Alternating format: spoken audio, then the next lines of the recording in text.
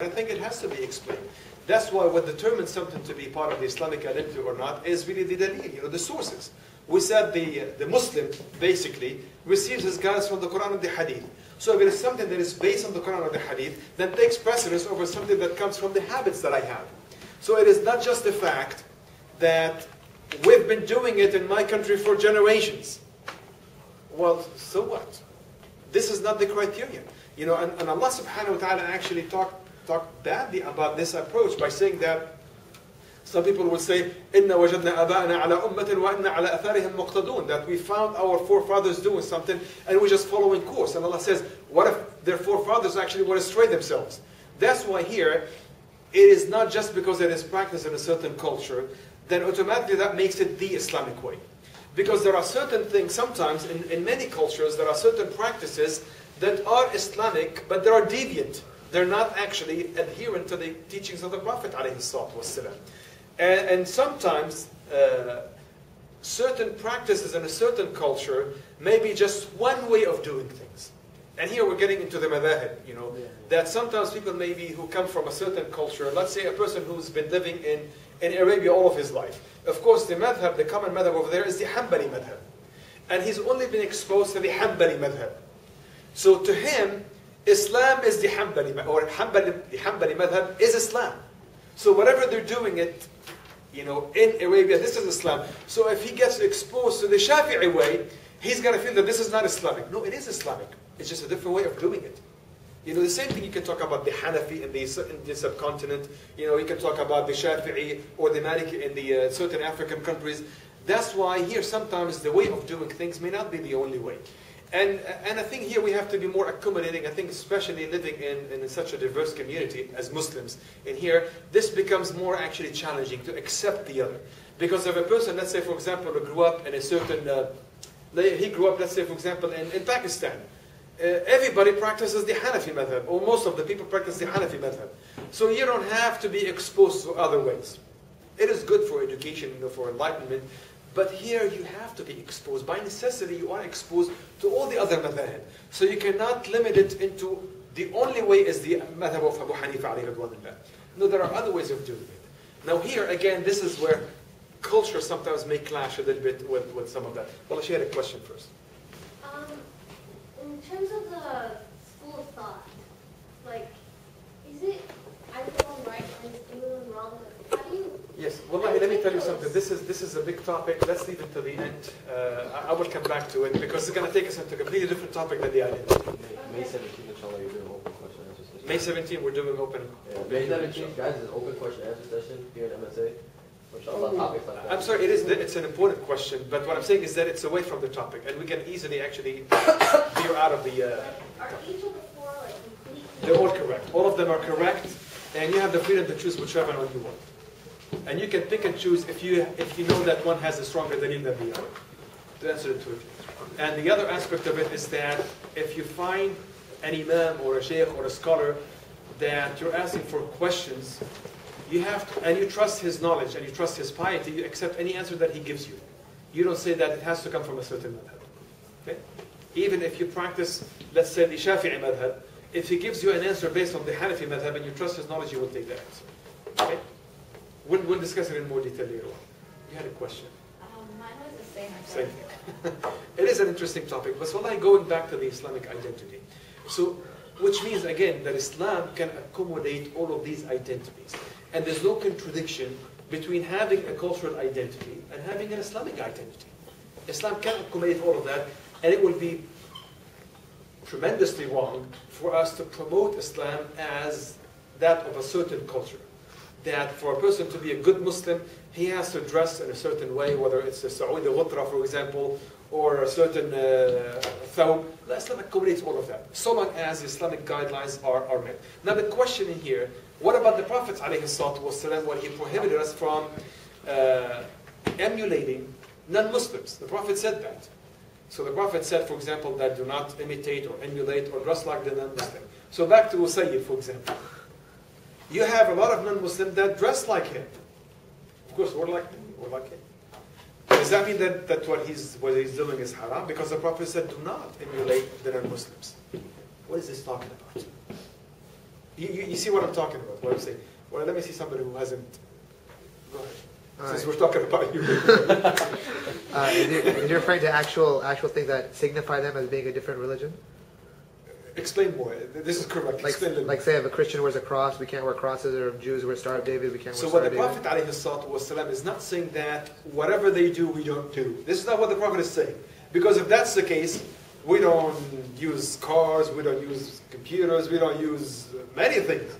So what the Prophet is asking us not to do is to emulate them in that which is specific to them, that identifies them. For example, everybody knows the yarmulke, who it identifies. If you wear a yarmulke, then Jews wear the yarmulke, Or for example, this white collar with the black around that the Christian wear.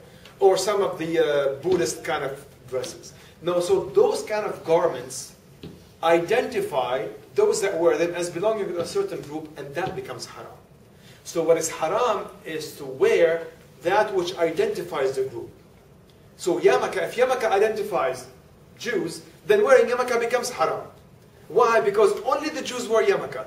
Or having those sideburns, or the Hasidic Jews, it identifies them as such. Now, but you can tell me that, well, but that started with the non-Muslims. Just give me a second. That, for example, let's say shorts, for example. Well, shorts started with non-Muslims. They're the one that invented it. Well, yet, initially it was like that, but now it does not identify anybody or belonging to any religion. That's why it becomes something that is common to everybody. And there's nothing wrong with wearing it as such. Because when I see you wearing, for example, shorts, I'm not going to say, well, he's wearing short, he's a Buddhist. No, it doesn't. Because short does not say anything about anybody's religion, because everybody wears it. That's why, which means it gives it an element of relativity in there as to what does and what does not. And something may start as such and it may change down the road. So what is prohibited for us to do as the non-Muslims do is that which identifies them, which is proper to them. That which is proper to them, that is something that we do not do. Yes, Ram? My friend Rayan and I one time went to a bar mitzvah, and like when we were joking together, we wore yarmulkes. We were like, I mean, we shouldn't have been making fun of our Jewish friends, but we were making fun of them. Well, first of all, I mean, not the making fun part. Sure. Well, I think, well, first of all, it is wrong to make fun of other people's religion. That's the one thing that's wrong. The second wrong is that you should not wear it. So there you go. Twice. Twice. Some people who wear yarmulke, because like some people go to the masjid. No, this is different. The yarmulke is small. The yarmulke is small, and you have to put clips on it to hold on your head. I don't know how I would wear it. But of course, the kufi is something bigger. The sufi is something bigger. So the yarmulke is different. The yarmulke is different. Now let's say, for example, just for the sake of argument, that with the time, many people started wearing yarmulke, and it does not identify the Jews anymore. Then in that regard, it will not be as terribly wrong, because it does not identify the person who wears it as a Jew. But as it is now, as it is today, it identifies the person who wears it as being a Jew. That's why we do not wear it. Or, by the way, Jew or Buddhist or Zen or any other religion. So long as that particular way of dressing or behavior identifies the person as being of that religion, if that is proper to them, then that makes it prohibited. Now, another thing that is... yes. I don't know what it's called, but that scarf with like the checkered, whatever that. Who? Speak up. Kufiya. Yeah, the Palestinian one, right? Yeah. Okay. Now a lot of people, can, I guess, remark Jews as like people that are wearing them. So they can represent that. So no, see, here, I think it gained its, how should I say, notoriety, or just its fame from Yasser Arafat, mostly, because, he's the one that wears it all the time.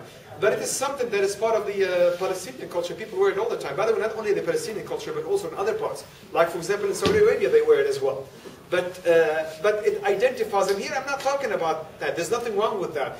There's nothing wrong with identifying yourself as part of a certain culture. This is not what I'm talking about. What I'm talking about is what identifies you as part of another religion. This is the part, So there's nothing wrong with, let's say, for example, wearing something that identifies me as being part of the Lebanese culture. But it would be wrong for me to wear something that identifies me as part of the Christian religion. Because remember what I said is that Islam accommodates all the cultures. There's nothing wrong with identifying yourself as being one or the other, but what is prohibited is to wear something or identify yourself as part of another religion. Okay? Now, another thing in here, what about the Arabic language? Is this something good? Is this something bad? Since we're saying that Islam is not just for the Arabs, Islam is for everybody, and Islam accommodates everything else. What about the Arabic language? What about the Arabic language?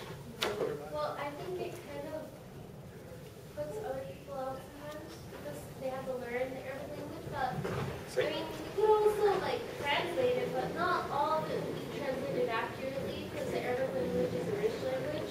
Okay, so what's the answer? The answer is just to learn it. To learn it.